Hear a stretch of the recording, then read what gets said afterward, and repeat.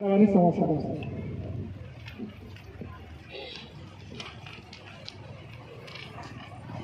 जिल्हाधिकारी कार्यालयाच्या प्रांगणामध्ये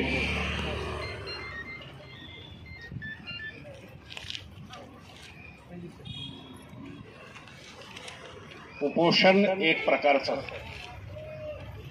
हे धरणे आंदोलन नाव काहीही असेल, परंतु पोटासाठी आपण इथं बसलेले आहोत।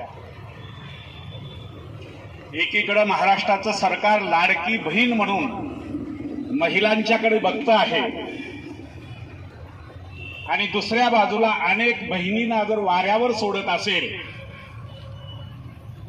तर ही गोष्ट चांगली नाही, हे आपल्याला मान्य करावी लागेल।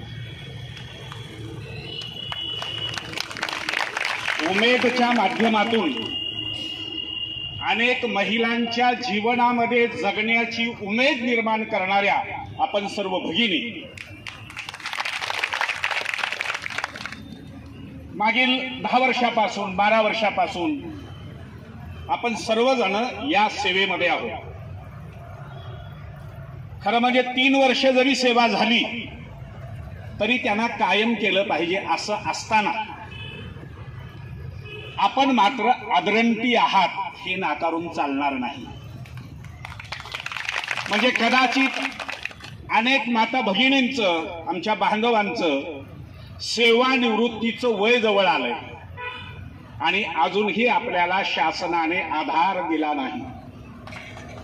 एकीकडे आधार सक्तीचं सरकार करतंय आणि उमेदला मात्र आधार न देता वाऱ्यावर सोडतंय, ही गोष्ट चांगली नाही। लोकाधिकार संघाचा लोकाधिकार प्रमुख या नात्यानं मी महाराष्ट्र सरकारला असं आव्हान करतो की महाराष्ट्रामध्ये पुन्हा आपली सत्ता आणायची असेल तर उमेदला सोबत घेतल्याशिवाय पर्याय नाही। संपूर्ण महाराष्ट्रामध्ये हे उमेदचं जाळ आहे। संपूर्ण महाराष्ट्रात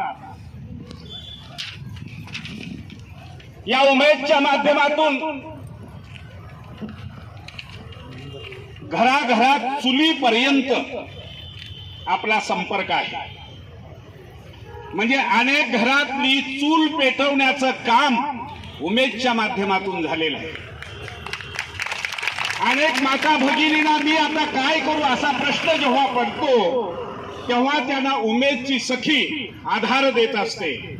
तेव्हा ह्या माय माऊल्यांचा प्रश्न महाराष्ट्र सरकारनं, महाराष्ट्राचे मुख्यमंत्री माननीय नामदार एकनाथराव शिंदे साहेब आपल्याला आम्ही आव्हान करतो आहोत। पुढच्या महिन्यात आचारसंहिता लागणार आहे। ती आचारसंहिता लागण्यापूर्वी उमेदच्या ज्या मागण्या आहेत त्या मागण्या आपण मान्य करावं, तर आणि तरच महाराष्ट्रात उद्याचं सरकार येऊ शकतं याची खात्री आपण बाळगा। अन्यथा अत्यंत वाईट परिस्थिती आहे।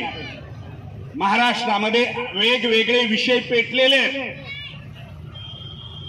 मग कुणी जातीचा विषय घेऊन असेल, आणखीन कोणते विषय असतील, परंतु माझ्या दृष्टीनं माय माऊल्यांचा हा प्रश्न अत्यंत महत्वाचा आहे।